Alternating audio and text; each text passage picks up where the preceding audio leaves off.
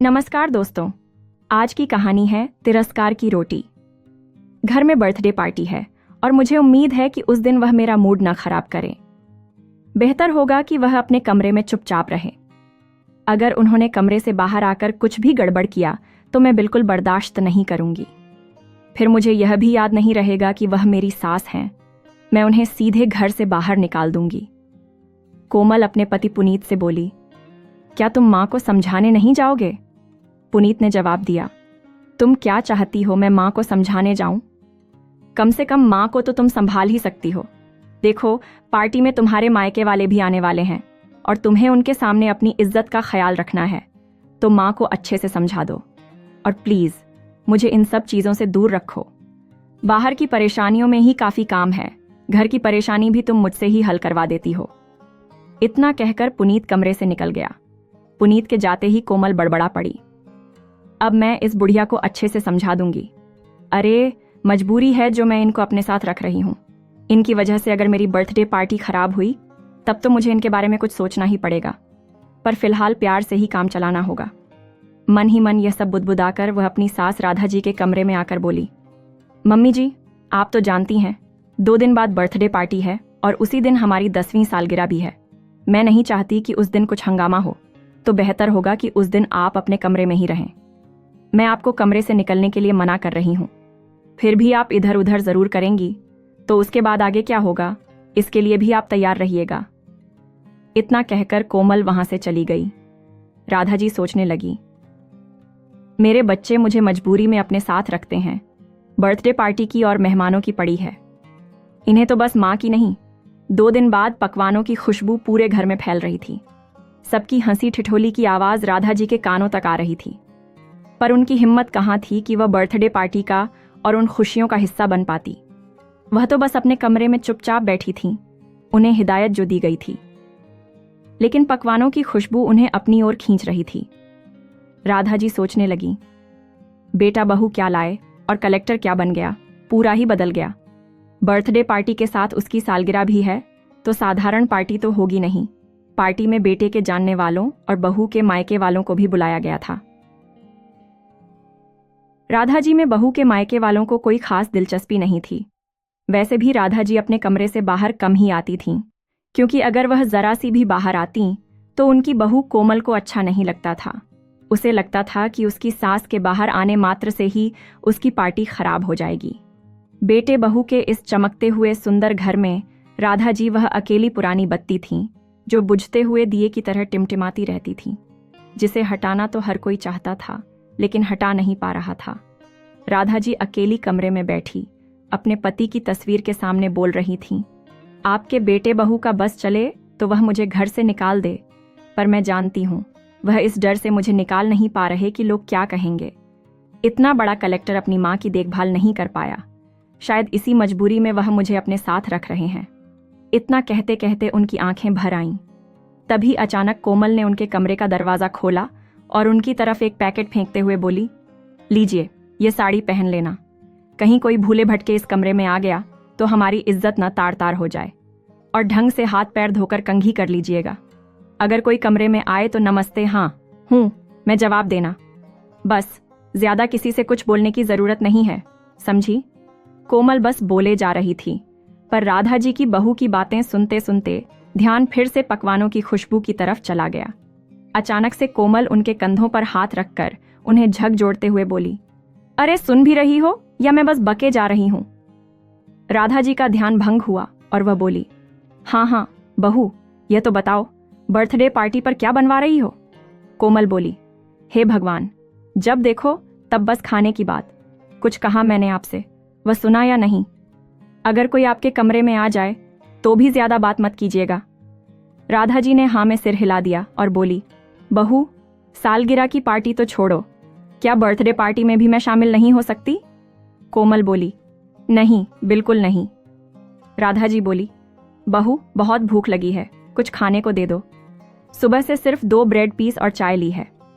कोमल ने राधा जी को घूर कर देखा, मानो उन्होंने क्या ही मांग लिया हो, और फिर वहां से चली गई। थोड़ी देर बाद काम वाली नैना वहां आई और खाने की थाली राधा जी को देते हुए बोली, लो बड़ी मालकिन, खाना खा लो। राधा जी ने आशा भरी नजरों से नैना की तरफ देखा। नैना बोली, बड़ी मालकिन, अभी तो पकवान बन रहे हैं, पूरी तरह से तैयार नहीं हुए, इसीलिए मैं सुबह का यह बचा हुआ खाना ले आई हूं, ताकि कुछ देर के लिए तो आपकी भूख शांत हो सके। और फिर बिना मालकिन से पूछे अगर मैं पकवान लाऊंगी तो आप तो जानती हैं मेरी नौकरी चली जाएगी। राधा जी सब समझ गईं। उन्हें भूख इतनी जोरों से लगी थी कि वह खाने पर टूट पड़ी। उनको इस तरह खाना खाते देख नैना की आंखें भर आईं। वह सोचने लगी, कोई कह सकता है भला यह कलेक्टर साहब की माँ है।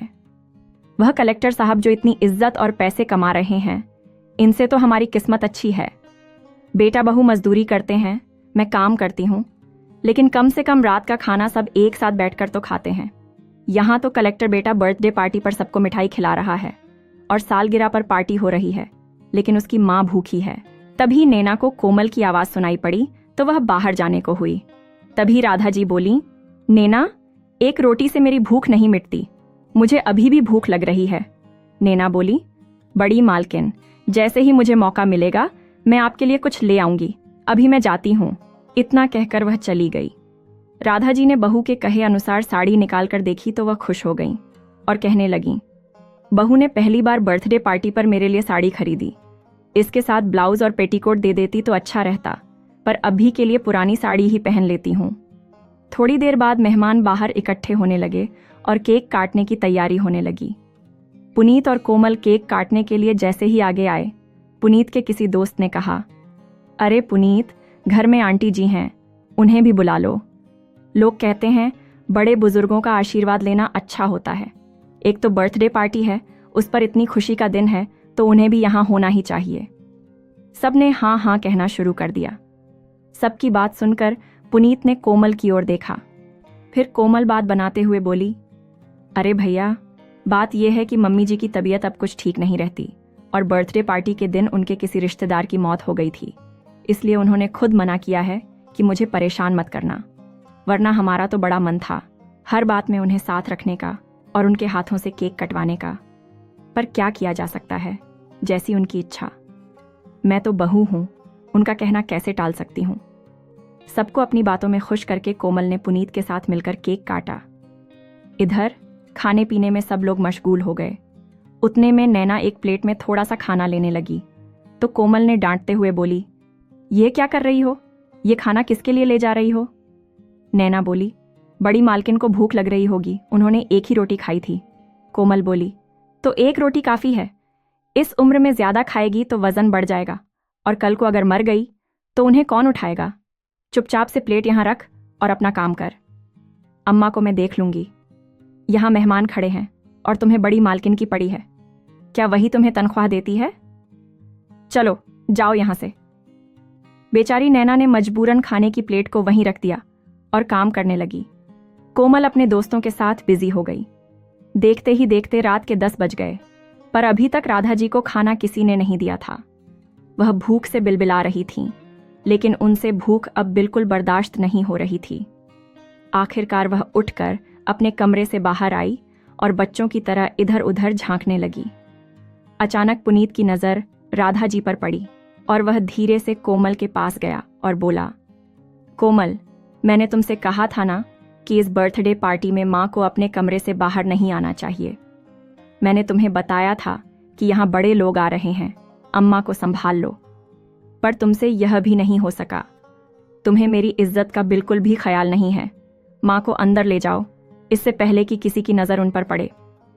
कोमल फटाफट अम्मा के पास गई और उन्हें कमरे में धकेलते हुए उनके कान में बोली, आपसे कहाँ भी था, बाहर मत आना, आप सुनती क्यों नहीं हैं। फिर वह पार्टी में मौजूद अन्य लोगों की तरफ देखने लगी। राधा जी भूख से तड़प रही थीं। सबके सामने ही बोली, बहू, तुम लोग मुझे बर्थडे पार्टी के दिन भी अंदर कमरे में बंद करके क्यों रखते हो?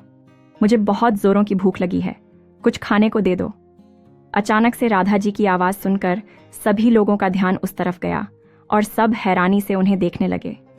एक औरत दूसरी औरत के कान में बोली, इतने बड़े कलेक्टर की माँ अभी तक भूखी प्यासी बैठी है, जबकि कलेक्टर साहब सबको पकवान खिला रहे हैं और कोमल हमारे साथ बर्थडे पार्टी में पत्ते खेल रही थी। पार्टी में मौजूद अन्य लोग भी दबी आवाज में बातें करने लगे। आखिरकार कोमल राधा जी को जबरदस्ती खींचते हुए कमरे में ले गई और कमरे का दरवाजा बंद कर दिया। फिर उन्हें पलंग पर धकेलते हुए बोली, खबरदार, जो बाहर आई तो मुझसे बुरा कोई नहीं होगा। शर्म नहीं आती? अपने बेटे की इज्जत इस तरह सबके सामने उछाल रहे हो। क्या बताना चाहती हो आप लोगों को? हम आपको भूखा रखते हैं। आपसे तो मैं बाद में बात करूंगी, पहले आपने बाहर जो रायता फैलाया है उसे समेट लूं।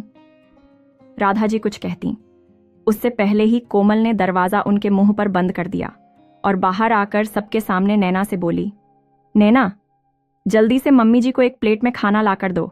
तुम्हें पता है ना, वह बूढ़ी हो गई हैं। हर 2 घंटे में उन्हें भूख लग जाती है। अभी थोड़ी देर पहले ही तो उन्होंने खाना खाया था। अब फिर से भूख लग गई, पर कोई बात नहीं, हम उनका ख्याल नहीं रखेंगे तो कौन रखेगा। नैना आश्चर्य से कोमल की तरफ देखने लगी और फटाफट एक प्लेट में खाना लगाकर राधा जी के कमरे में ले गई। राधा जी रो रही थी। नैना को देखते ही बोली, देख नैना, बहू ने मुझे कितनी जोर से धक्का मारा, मेरी पूरी कोहनी छिल गई। बेचारे बुढ़ापे का शरीर, चमड़ी इतनी कोमल हो गई थी कि तुरंत ही खून खून हो गया। नैना ने फटाफट अपनी साड़ी का फल्लू फाड़कर उनके हाथ में बांधते हुए बोली, कोई बात नहीं मालकिन, पहले खाना खा लो, मैं बाद में मलहम लगा दूंगी। नैना ने अपने हाथों से राधा जी को खाना खिलाया। पेट की भूख के आगे घाव का दर्द भी उन्हें कम लग रहा था। फिर नैना बोली, एक बात कहूं बड़ी मालकिन, पार्टी के दिन भी आपका बेटा बहू आपसे एक मीठा बोल नहीं बोलते। काहे बर्दाश्त करती हो भला? क्या कमी है आपको? फिर आप बेटे बहू की मोहताज क्यों हो?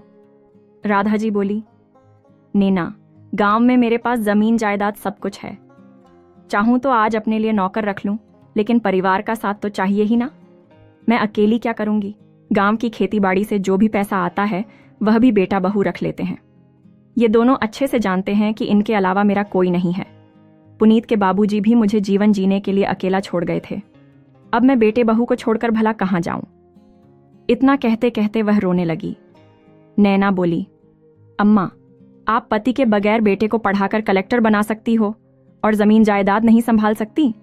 आपके इतने बुरे दिन तो नहीं आ गए हैं कि आप 2 वक्त के खाने के लिए मोहताज हो जाएं।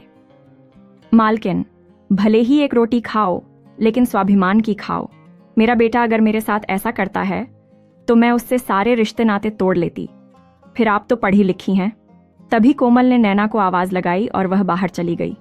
उसके जाते ही राधा जी सोचने लगी, एक अनपढ़ औरत इतना साहस दिखा सकती है तो मैं क्यों नहीं। उन्होंने अपने आंसू पोंछे और खाने को एक तरफ रख दिया। उन्होंने सोचा, क्या यह सामान की रोटी है? थोड़ी देर बाद जब नैना कमरे में प्लेट लेने आई तो उसने देखा कि खाना वैसा का वैसा ही था और राधा जी अपने पति की तस्वीर को निहार रही थी। नैना बोली, क्या हुआ अम्मा, आपने खाना नहीं खाया? राधा जी बोली, नहीं चाहिए मुझे, तिरस्कार की रोटी ले जाओ इसे वापस। नैना ने राधा जी को मनाने की भरपूर कोशिश की, लेकिन उन्होंने खाना नहीं खाया। बाहर पार्टी खत्म हो चुकी थी। कोमल और पुनीत भी कमरे में आ गए। आते ही पुनीत ने राधा जी पर बर्थडे पार्टी के पटाखे की तरह बरसते हुए कहा, क्या जरूरत थी आपको बाहर आने की? आपको सब कुछ मुफ्त में मिल रहा है, फिर भी आप ऐसी हरकत करती हैं। खाने के लिए आप इतनी पागल हो जाती हैं कि भूल जाती हैं मेरी यहाँ कोई इज्जत है। आपको पता है लोग कैसी कैसी बातें बना रहे होंगे। अगर ऐसे ही चलता रहा तो मैं आपको अपने साथ नहीं रख पाऊंगा, फिर रहना अकेली। पुनीत की बातें अभी खत्म नहीं हुई थीं कि कोमल बोली, लो जी, खाने के पीछे इतना हंगामा करती हैं, वह भी वैसा का वैसा ही पड़ा है। खाना बर्बाद करती हैं, पता है भगवान कितना पाप देंगे। अब आपके नखरे मुझसे नहीं उठाए जाएंगे। सुनो जी, इनका कुछ करो। अब मुझसे यह सब नहीं होगा। इन्हें वापस गांव भेज दो या किसी वृद्ध आश्रम में छोड़ आओ। पुनीत बोला, ठीक कहती हो, मैं कल ही इन्हें गांव भेज देता हूँ। वहां अकेली रहेगी तो अकल ठिकाने आ जाएगी। राधा जी चुपचाप बेटे बहू की बातें सुन रही थी। नैना आश्चर्य से राधा जी की तरफ देख रही थी। वह सोच रही थी, यह तूफान से पहले की शांति है, ना जाने अब बड़ी मालकिन क्या करेगी। दूसरे ही दिन पुनीत ने राधा जी को गांव भेज दिया। गांव पहुंचने पर राधा जी ने सबसे पहले अपने वकील को बुलाया और अपनी सारी जमीन जायदाद से उन्होंने पुनीत को बेदखल कर दिया। उन्होंने अपनी वसीयत बनवाई, जिसके अनुसार उनके मरने के बाद सारी प्रॉपर्टी ट्रस्ट को चली जाएगी। ये ट्रस्ट बुजुर्गों और अनाथ बच्चों के लिए काम करती थी। और इस ट्रस्ट की देखभाल की जिम्मेदारी उन्होंने नैना को दी। इसके लिए उसे महीने की तनख्वाह दी जाएगी। घर का आधा हिस्सा उन्होंने लड़कियों की शिक्षा के लिए दिया और आधे हिस्से में वह खुद रहने लगी। एक दिन उन्होंने नैना को फ़ोन किया और वह और उसका पति वहां आ गए। घर की सारी जिम्मेदारी उन्होंने संभाल ली और राधा जी के साथ रहने लगे। अब राधा जी स्वाभिमान और सुकून की रोटी खाती थीं। खेती बाड़ी से जो भी इनकम होती थी वह पुनीत के पास नहीं भेजकर राधा जी ने अपने पास रखना शुरू कर दिया था। जब पैसा पुनीत के अकाउंट में नहीं आया तो वह और कोमल दोनों गांव पहुंच गए। आते ही राधा जी के ठाट बाट देखकर पुनीत बोला, माँ, यह घर का क्या हाल बना रखा है आपने? और इस बार खेती में कमाई नहीं हुई, जो मेरे अकाउंट में पैसा नहीं आया। इतना बड़ा फैसला लेने से पहले आपको मुझसे पूछना चाहिए था। राधा जी बोली, तुझसे क्यों पूछूंगी? तुम होते कौन हो? अब वह सारे पैसे मेरे अकाउंट में रहेंगे। कोमल बोली, आप पैसों का क्या करेंगी? और किससे पूछकर अपने घर का आधा हिस्सा बच्चों के स्कूल के लिए दे दिया? राधा जी बोली, यह घर क्या तुम्हारे बाप ने तुम्हें दहेज में दिया था? और क्यों पूछूंगी मैं तुम लोगों से? संपत्ति मेरी है तो मैंने अपने अनुसार इस्तेमाल कर ली। वैसे भी तुम लोग होते कौन हो मुझे यह सब कहने वाले? पुनीत बोला, माँ, ये कैसी बातें कह रही हैं आप? हम आपकी बेटा बहू हैं, आपका भला बुरा अच्छे से जानते हैं। राधा जी बोली, कौन से बेटा बहू? वो जो बार त्योहार पर रोटी के लिए अपनी माँ को तरसा देते थे। ऐसे बेटे बहू मुझे नहीं चाहिए। वैसे भी मैं तुम्हें प्रॉपर्टी से बेदखल कर चुकी हूँ, तो अब गांव में तुम्हारे लिए कुछ भी नहीं रखा है। अब तुम्हें तुम्हारा शहर भला, यहाँ आने की परेशानी मत उठाओ। अब बर्थडे पार्टी, होली, दिवाली अपनी पत्नी के साथ आराम से वहीं मनाओ। कोमल बोली, मम्मी जी, आप ऐसा कैसे कर सकती हैं? जरूर यह सब आपको इस नैना ने सिखाया होगा। इस पर राधा जी ने एक थप्पड़ कोमल को जड़ दिया और बोली, खबरदार, जो इसे हाथ भी लगाया। आज तक तो तुमने मेरी कोई सेवा की नहीं। जो भी सेवा की है इसने की है, और मेरे मरने के बाद भी यह इस घर में रहेगी। तुम लोग मेरे मरने पर यहाँ मत आना, और ना ही मेरा बेटा मेरी चिता को अग्नि देगा। गांव का कोई भी आदमी मेरी चिता को अग्नि दे देगा। कम से कम यहाँ के लोगों में इंसानियत तो जिंदा है। निकल जाओ अब मेरे घर से, और वापस कभी लौट कर मत आना। राधा जी के रुद्र रूप को देखकर दोनों की गीगी बन गई। नैना बोली, हाथ जोड़कर आप लोगों से विनती करती हूँ, आप लोग बड़ी मालकिन को परेशान मत कीजिए और चले जाइए। यहाँ से बेचारी को शांति से अपना बचा हुआ जीवन जीने दीजिए। आखिरकार पुनीत और कोमल इतना सा मुंह लेकर शहर की ओर रवाना हो गए और दोबारा लौटकर नहीं आए। यहाँ नैना और उसका पति राधा जी की पूरी सेवा करते रहे, ईमानदारी से उनकी चीजों को संभालते। बेटे बहू ने अपना फर्ज जब अदा ही नहीं किया तो वह अधिकार कैसे पा सकते थे? वह खाली हाथ ही रह गए। दोस्तों, कहानी आपको कैसी लगी? कमेंट बॉक्स में जरूर बताएं। वीडियो को लाइक और शेयर करना न भूलें, और चैनल को सब्सक्राइब जरूर करें ताकि ऐसी नई नई कहानियां आपको मिलती रहें। धन्यवाद।